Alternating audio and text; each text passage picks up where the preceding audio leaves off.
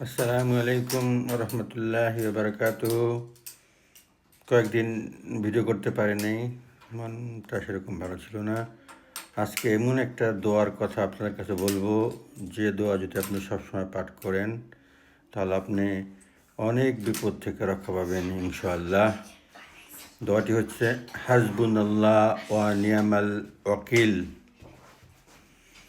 এই দোয়াটা যদি আপনি প্রতিদিন 41 বার পাঠ করেন তাহলে আপনার কোনো বিপদ আসবে না, শত্রু আপনার কোনোই ক্ষতি করতে পারবে না ইনশাআল্লাহ। এই দোয়ার অর্থ হচ্ছে, আল্লাহই আমার জন্য যথেষ্ট এবং তিনি উত্তম সাহায্যকারী ও কার্য সম্পাদনকারী।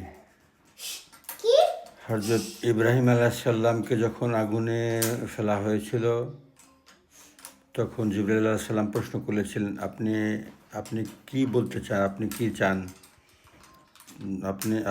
তখন তিনি এই দোয়াটি পাঠ করেছিলেন, হাসবুনাল্লাহ ওয়া নিয়ামাল ওয়াকিল।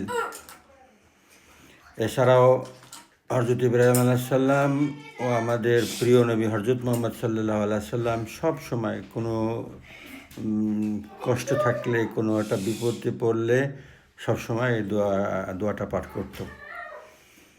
এই দোয়ার জন্যে হযরত ইব্রাহিম আলাইহিস সালামকে আল্লাহ আগুন থেকে রক্ষা করছে এবং নমরুদ, সে বিশাল শক্তিশালী, সে নমরুদের থেকে বিজয় লাভ করতে পারছে।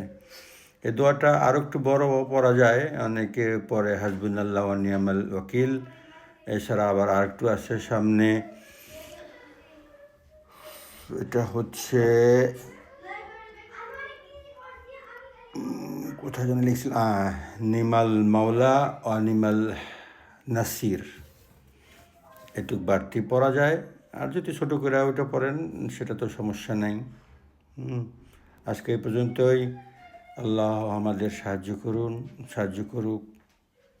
আল্লাহ হাফেজ। এই দোয়াটি নেকির জন্যে সবার কাছে অবশ্যই শেয়ার করবেন, যাতে সবাই শিখে পড়ে এবং মানুষের শত্রুতা থেকে এবং সমস্ত বিপদ আপদ থেকে রক্ষা পায়। একজনও যদি এই দোয়াটা পাঠ করে তার যে সওয়াব হবে সেই সওয়াবটা আপনি পাবেন, আমিও পাবো, নেকির ভাগ হবে ইনশাআল্লাহ। খুদা হাফেজ।